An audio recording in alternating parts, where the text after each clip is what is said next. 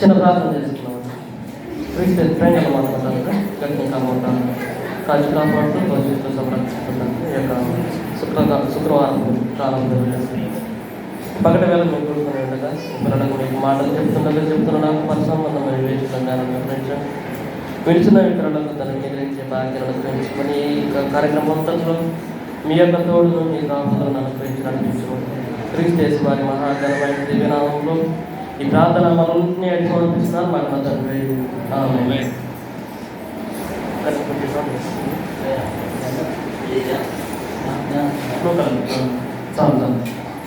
మంచిదండి. కూడి వచ్చినటువంటి దేవుని సంఘానికి మన ప్రభువును మన రక్షకుడైనటువంటి క్రీస్తు యేసు నామములో శుభవందనాలు తెలియజేస్తున్నాను. ఇప్పటి వరకు ఇద్దరి ద్వారా యేసుక్రీస్తు వారి శిలువలో పలికినటువంటి 2 మాటలు మనం విన్నాం. ఈ సమయంలో యేసుక్రీస్తు వారు శిలువలో పలికినటువంటి 3వ మాట గురించి మనం ధ్యానించుకుందాం. యోహాను సువార్త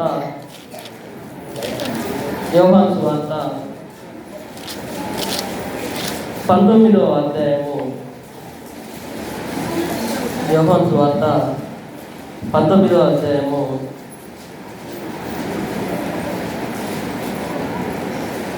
25వ వచనం నుంచి 27వ వచనాల వరకు ధ్యానించుకుందాం.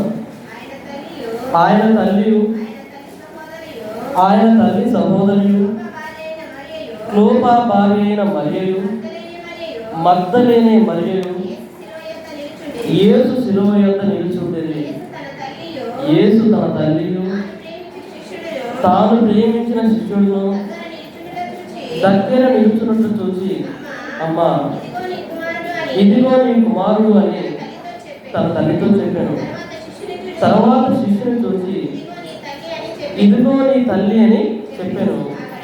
ఆ గడియ నుండి ఆ శిష్యుడు ఆమెను తన ఇంట చేర్చుకున్నాను. క్రీస్తు యేసు వారి శిలువ బలియాగంలో, శిలువ శ్రమలను అనేక మంది ఆయన వెంబడిస్తూ వచ్చారు. ఆయన శిలువ మోసుకుంటూ వస్తున్నది మొదలుకొని, లేదా రోమా అధికారుల యొక్క తీర్పు పొందుతున్నటువంటి సందర్భం మొదలుకొని శిలువ వరకు, ఆ తర్వాత తిరిగి లేచిన తర్వాత కూడా అనేక మంది వెంబడిస్తూ ఉన్నారు. వారిలో ప్రాముఖ్యముగా ఉన్నటువంటి వారు క్రీస్తు యేసు వారికి పరిచయం చేసినటువంటి స్త్రీలు. ఆ స్త్రీలలో ఇదిగో యేసు తల్లి అయినటువంటి మరియ గారు కూడా ఉన్నారు. మరియమ్మ గారి గురించి మనకు తెలియదు కాదు. కన్యకగా ఉంటూ పరిశుద్ధాత్మ వలన గర్భవతిగా అయి ఇదిగో లోకం అనేక నిందలు వేసినప్పటికీ కూడా, లోకం అనేకమైనటువంటి ఇబ్బందులు పెట్టేటువంటి ప్రయత్నాలు చేసినప్పటికీ కూడా వేడికి భయపడకుండా, వేడికి బెదురుగా అవ్వకుండా ఇదిగో దేవుని నిమిత్తము ఆయన కుమారుడైన క్రీస్తు యేసు వారిని కనడము నిమిత్తము ధైర్యం చేసినటువంటి స్త్రీగా ఆమె కనిపిస్తుంది. కన్యక గర్భవతి కుమారుని కనడం.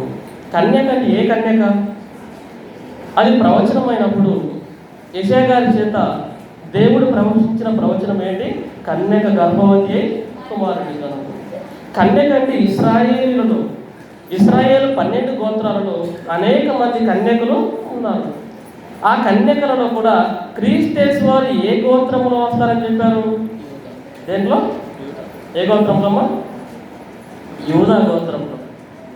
యూదా గోత్రంలో కన్యకులు చాలా మంది ఉంటూ ఉండగా ఇదిగో పవిత్రురాలుగా ఒకటే ఒక ఆమె ఇదిగో దేవుని కంట్లో పడింది, దేవుని దృష్టిలో పడింది. అన్నాడు అనేక మంది కన్యకలు లేరా? అనేక మంది కన్యకలు ఉండగా ఇదిగో మరియ గారి గర్భంలోనే ఇదిగో క్రీస్తు యేసు వారిని ప్రవేశపెట్టాల్సిన అవసరం దేవునికి ఏమొచ్చింది అంటే, మిగతా కన్యకలు అందరికంటే ఈమె గనురాలు అయితేనే కదా. అవునా కదా? చెప్పండి, ఎవరు ఫస్ట్ వస్తారు? స్కూల్లో పరీక్షలు రాసినప్పుడు బాగా రాసేవాడు. అటువంటిప్పుడు ఇదిగో కన్యకులు అనేక మంది ఇశ్రాయేలులో ఉండి ఉండగా, యూదాలో ఉండి ఉండగా ఇదిగో మరియ గారి గర్భములోనే క్రీస్తు వారు రావలసిన అవసరం ఏంటి అంటే, ఇదిగో ఆవిడ పవిత్రురాలు. ఆవిడ పవిత్రురాలుగా ఇదిగో దేవుని కంటిలో, దేవుని దృష్టిలో ఉన్నది కనుక ఆమె ప్రవర్తన బట్టి దేవుడు ఆమె గర్భంలో క్రీస్తు వారిని ప్రవేశపెట్టాడు. పెళ్లి కాకపోతే గర్భవతిగా అయినటువంటి మరియ గారు ఎన్నో వేదనలు ఎదుర్కొని ఉండొచ్చు, ఎన్నో నిందలు అవమానాలు ఎదుర్కొని ఉండొచ్చు. అయినప్పటికీ ఆమె వాటన్నిటిని నిమిత్తం నిలబడిందా లేదు చెప్పండి? నిలబడింది. దయాప్రాప్తురాలా నీకు శుభము, నువ్వు గర్భవతి కాబోతున్నావు అనగానే ఇదిగో ప్రభువు నా గర్భంలో పుట్టడం నాకు అదృష్టము, స్త్రీలలో ధన్యురాలు. ప్రేమల వాళ్ళ అటువంటి విషయాలు ఎన్నో మరియ గారి జీవితంలో జరిగే, ఎన్నో లోకం దృష్టిలో అనేకమైనటువంటి అవమానకరమైనటువంటి మాటలు మాట్లాడుతున్నప్పటికీ, మాట్లాడేటువంటి అవకాశం ఉంటుందని తెలిసినా కూడా ఇదిగో క్రీస్తు వారిని కనుటకు సిద్ధపడిపోయింది. అనేకులు ఎన్నో మాట్లాడడానికి సిద్ధమైపోయారు. అయినప్పటికీ రాబోయేటువంటి పరిస్థితులు తనకు అవమానకరంగా ఉంటాయని తెలిసినా కూడా ఆమె నిలవబడింది. ఇదిగో కుటుంబంలో చూస్తే యేసుక్రీస్తు వారి తర్వాత మరియ గారికి, యేసప్ప గారికి సంతానం కలిగారా లేదా చెప్పండి?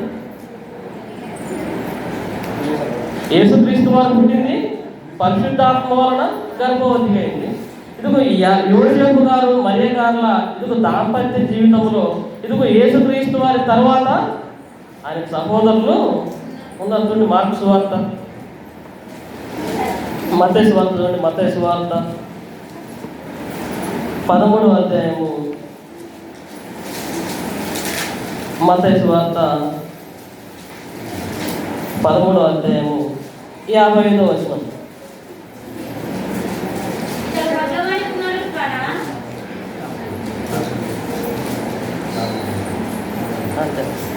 ఇతడు వడ్లవారి కుమారుడు కాదా? ఇతని తల్లి పేరు మరియ కాదా?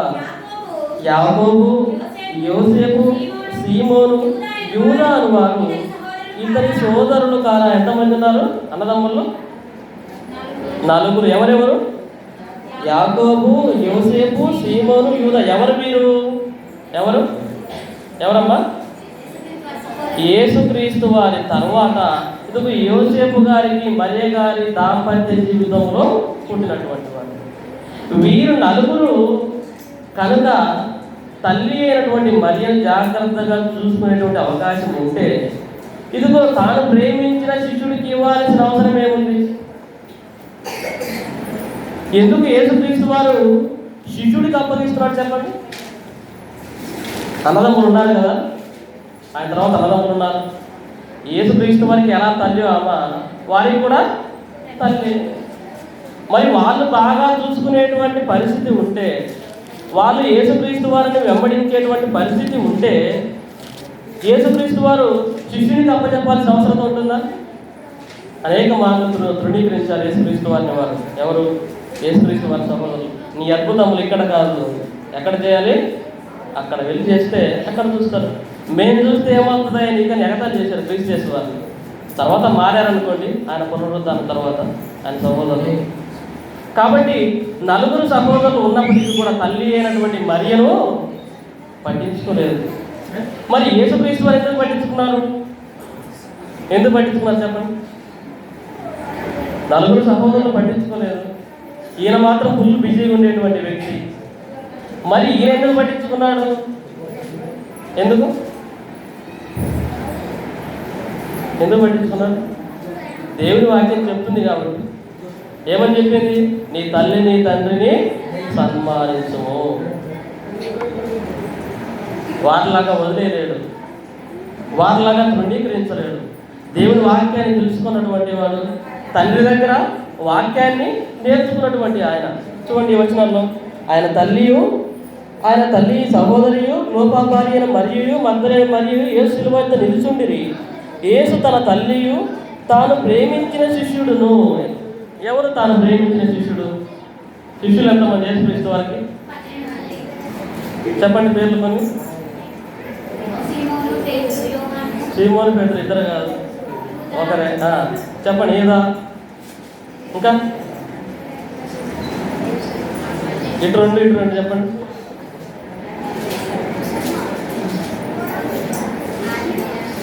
ఆంధ్రయ్య. ఇంకా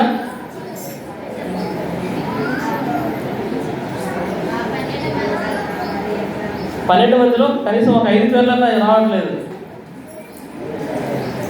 12 మంది శిష్యులు. మరి క్రైస్తవులు మనకి ఎంత సిగ్గుచేటు చెప్పండి, ఓపెన్ చెప్పాలంటే సిగ్గుకరం కదా. 12 మంది పేర్లు, కొంతమంది పేర్లు కూడా చెప్పలేకపోతున్నామంటే చిన్న పిల్లలు చెబుతారు మన చర్చెస్లో. చెప్పండి, 4 పేర్లు అని చెప్పండి.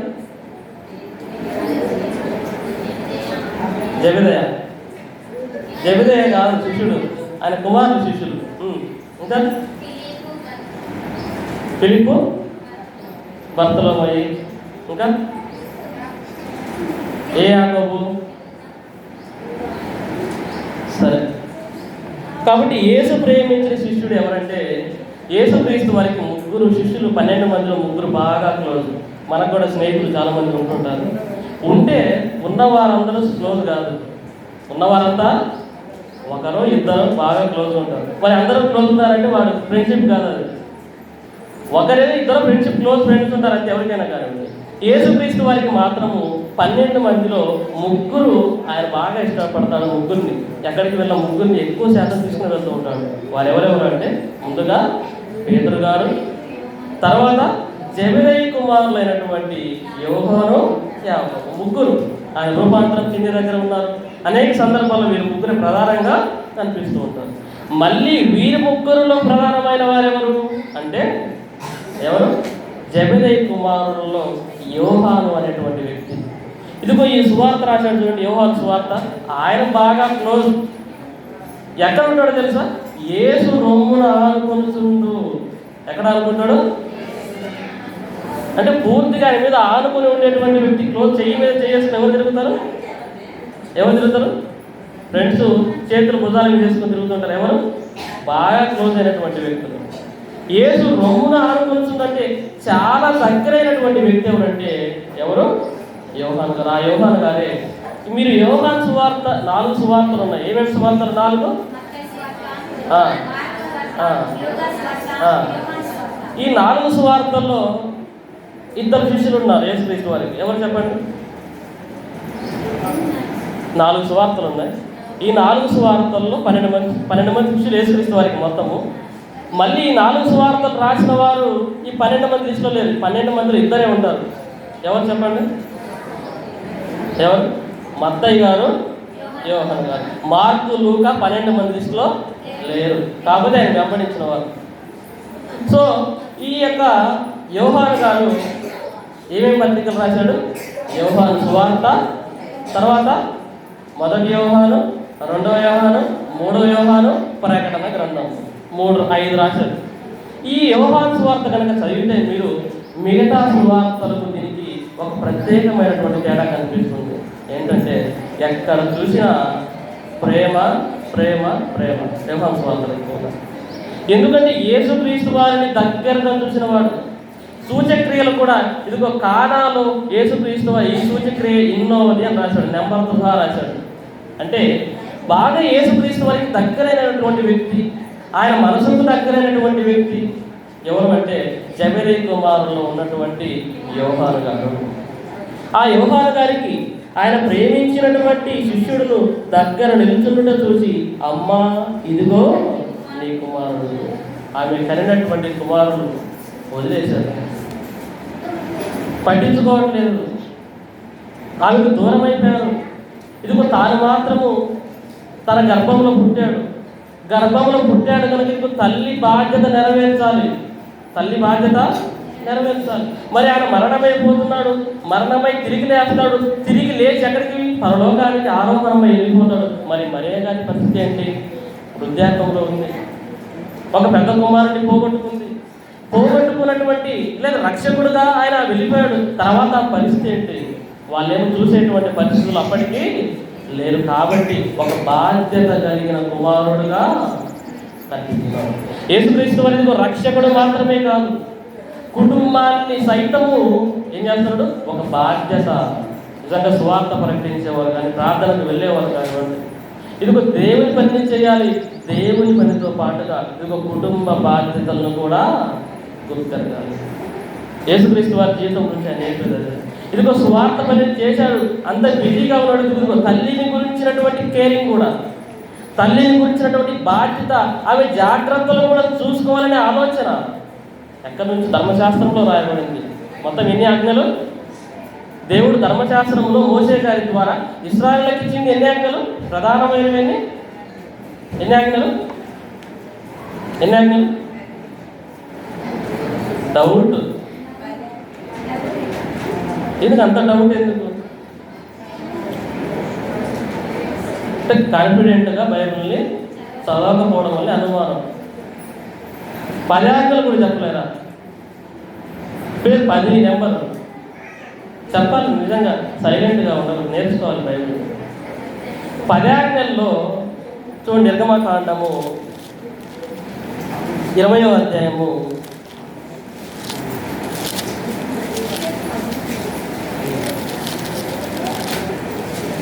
12వ వచనం. నీ దేవుడైన యెహోవా నీకు అనుగ్రహించు దేశములో నీవు దీర్ఘాయుష్మంతుడు ఒకనట్లు నీ తండ్రిని తల్లిని సన్మానింపు. ధర్మశాస్త్రం. ఇదిగో యేసుక్రీస్తు వారు సిలువ వేయబడే కాలానికి కూడా ధర్మశాస్త్రము అమల్లో ఉంటున్నది. ఎవరిని సన్మానించాలి? తల్లిని తండ్రిని. సన్మానం అంటే శాప తీసుకొచ్చి సన్మానం చేశాడమ్మా. సన్మానించడం అని అందరూ తన చాలా తెచ్చుకుంటే చర్చి దగ్గరికి మీ తల్లిదండ్రులు తీసుకోవాలంటారు, కప్పేద్దామంటే అది కాదు సన్మానం. సన్మానం అంటే ఏంటంటే వారిని గౌరవించడం. గౌరవించడం అంటే ఇది మాట రూపమా, గౌరవించడం కాదు. సామెతల గ్రంథము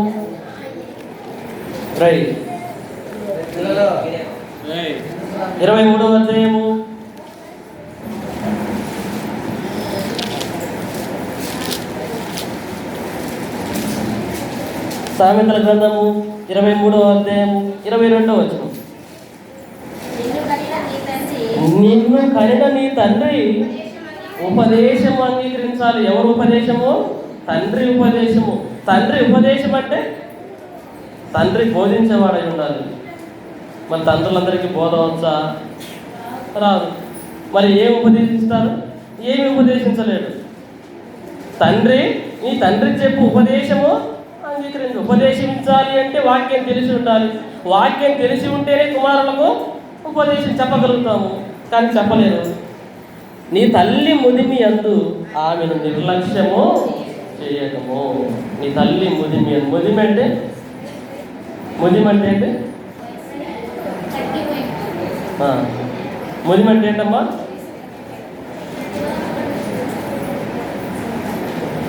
యేసు నోరు తెరచి ఇలాగో బోధింపసాగిన. ఆయన నోరు తెరిస్తే బోధ వస్తుంది. మోషే గారు మాట్లాడమంటే నేను నోటి మాన్యం గలవాడు అన్నాడు. మరి అపోస్తల కార్యంలో గ్రంథం వచ్చరికి ఆయన మాట ఎందును అనేక కార్యాలయంలో ప్రవీణుడై ఉండేది. అంటే దేవుని మాటలు మాత్రం రావు, మిగతా మాటలు మాత్రము వచ్చు. మన వాళ్ళ పరిస్థితి కూడా అదే ఉంది. అసలు మాటలే రానట్టుగా, పూర్తిగా చాలా సైలెంట్ వ్యక్తులు అయినట్టుగా, ఎంత సైలెంట్గా చూస్తున్నారు, అడుగుతుంటారు. మిగతా మాటలు మాత్రం ఎంఎస్ స్పీడ్, ఎంత వందే భారత్. మన ఇండియాలో ఎంత speed? Semi high speed train Vande Bharat వచ్చింది కదా, చాలా వేగంగా వెళ్ళిపోతుంది. ఆ మాటలు అయితే చాలా వందే భారత్. ఇవైతే మన విజయవాడ ప్యాసింజర్ పోయినా కూడా రావట్లేదు. కాబట్టి నీ తల్లి ముదిమి యందు ఆమెను, తల్లిదండ్రులు వృద్ధాపంలోనికి వెళ్ళిన తర్వాత వారికి నిర్లక్ష్యము చేయకూడదు. అంటే వారికి ఆరోగ్యాలు క్షీణించిపోతాయి. ఆ క్షీణించిపోయేటువంటి సమయంలో నువ్వేం చేయాలి? జాగ్రత్తగా చూసుకోవాలి. ఇదిగో దేవుని ధర్మశాస్త్రము ఇదిగో కుమారులకు కుమార్తెలకు తెలియజేసేటువంటి సంగతులు ఏంటంటే నీ తల్లిదండ్రులు వాళ్ళ వృద్ధాపం నువ్వేం చేయాలి? జాగ్రత్తగా చూసుకోవాలి. వారిని కేరింగ్గా చూసుకోవాలి. వారి వైద్య సదుపాయాల కోసం చూసుకోవాలి. రిజిస్ట్రేషన్ వారు చేసిందేంటి? అమ్మా ఇదిగో అయ్యా యోహాను శిష్యుని చూసి ఇదిగో నీ తల్లి, నువ్వు చూసుకో, జాగ్రత్తగా చూసుకో. నా తల్లి ఇప్పటికే ఇదిగో నన్ను పెట్టినటువంటి శ్రమలను ఏ తల్లి కూడా చూడనటువంటి స్థితిలో నన్ను చూసింది. చిన్న దెబ్బ తగిలితేనే ఓర్చుకోలేము మనం. ఓర్చుకుంటారా? ఇది ఒక ప్రేమించినటువంటి కుమారుడు అనేకమైనటువంటి బూతు మాటలకి, అనేకమైనటువంటి హేళన మాటలకు ఇదిగో తల్లి ఎదుట మాట్లాడుతుంటే ఏ తల్లి అని తట్టుకోగలదు చెప్పండి? మొదట్లోనే చెప్పేస్తాడు ఒక ప్రవక్త, నీ తల్లి నీ గర్భంలో ఖడ్గం ఒకటి దూసుకొని పోవు, నీ గర్భం వేదనకు గురవుతావు, నువ్వు గర్భంలో వచ్చేటువంటి ఆయన నీకు కడుపు కోత మిగులుతుందని మొట్టమొదటిలో ప్రవక్త చెప్తాడు మరియ గారికి. నీ గర్భంలోకి ఖడ్గము దూసుకొని పోవు. కన్న కొడుకు ఒక పక్క ముళ్ళ కిరీటము, ఒక బరువైనటువంటి ఒక మ్రానుని మోస్తూ ఉంటుండగా కొరడా అంటే ఏదో మన ఎద్దులు కొట్టి చెలకొల్ల లాంటిది కాదు. ఒక్కసారి ఆ కొరడ మనిషి మీద కొడితే మాంసాన్ని తీసుకొని వచ్చింది. యెషయా గ్రంథంలో ఆయన గురించి ఏం రాయబడింది? ఆయన దేహము నాగటి చాలా వలె దున్నబడెను. పొలము దున్నితే ఎలా ఉంటుంది?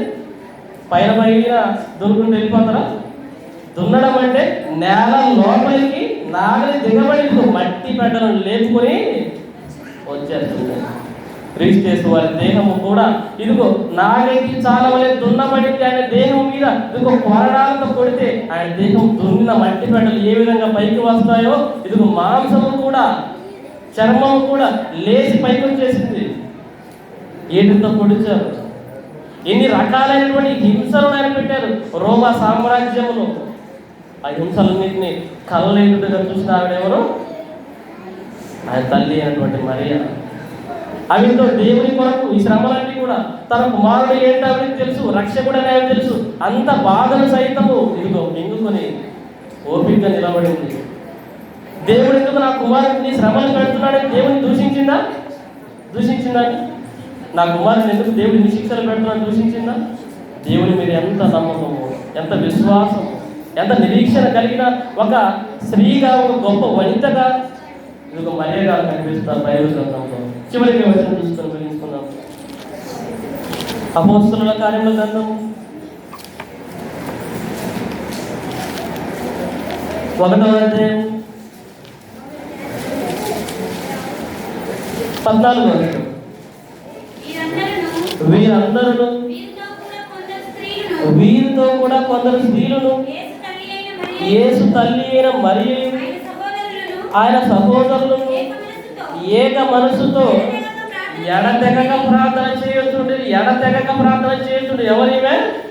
యేసు తల్లి అయినా మరి నా కుమారుని దేవుడిని ఇలా చేశాడు, మంచిగా ఉన్న నా కుమారుని దేవుడిని ఇలా చేశాడని దేవుడిని దూషించలేదు.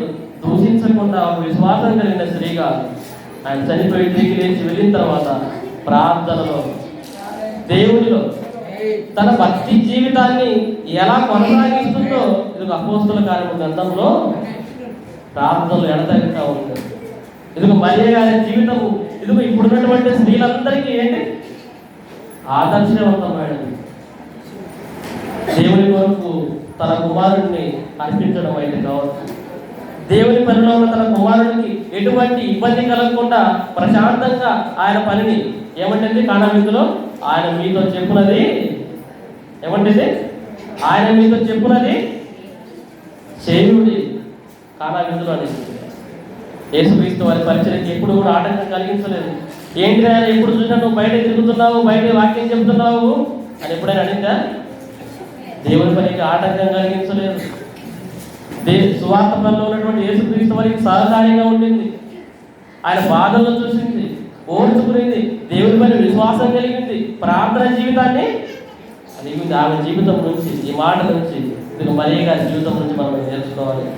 అదేవిధంగా యేసుక్రీస్తు వారి జీవితం నుంచి అయితే మనము మన తల్లిదండ్రుల పట్ల మనం నెరవేర్చవలసిన బాధ్యత గురించి మనం తెలుసుకోవాలి.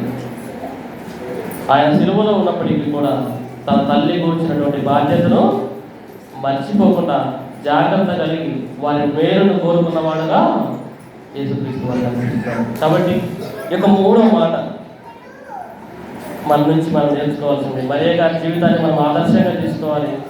యేసుక్రీస్తు వారి జీవితం నుంచి తల్లిదండ్రుల పట్ల బాధ్యతను కలిగి ఉండడం మనము నేర్చుకోవాలి. ప్రార్థన చేసుకుందాం. ప్రేమ కలిగిన మాత్రం తండ్రి యొక్క పగటి వేళ కొన్ని విషయాలు మీ పిల్లలతో పంచుకోవడానికి మీరు ఇచ్చిన కృపను పెడతాను. మీకు ఎంతగానో వందనాలు, కృతజ్ఞతలు. మరియ గారి జీవితం ఎంతో ఆదర్శవంతమైన ఒక గొప్ప వైద్యుగా, గొప్ప స్త్రీగా, తన కుమారుడిని తండ్రి లోకానికి రక్షకుడిగా ఉంటూ ఉంటుంది తండ్రి. ఎంతో ఓర్పు కలిగిన స్త్రీగా, మీ యొక్క పనిలో ఉన్నటువంటి స్త్రీగా మరియ గారు కనపడుతున్నారు. ఆమె మా జీవితాలు ఆదర్శంగా తీసుకునే భాగ్యాన్ని మాకు అనుగ్రహించండి. తల్లిదండ్రుల పట్ల ఎటువంటి బాధ్యతను కలిగి ఉండాలో ఇదిగో క్రీస్తు యేసు వారి జీవితం నుంచి నేను నేర్చుకుంటాను. అలా నేర్చుకునే భాగ్యాన్ని మాకు అనుగ్రహించమని మీ ప్రియకుమారుడు మా ప్రభువును రక్షకుడు అయినటువంటి క్రీస్తు యేసు వారి నామములో ఈ ప్రార్థన అడిగి సమర్పిస్తున్నారు. మాకు తండ్రి ఆమేన్.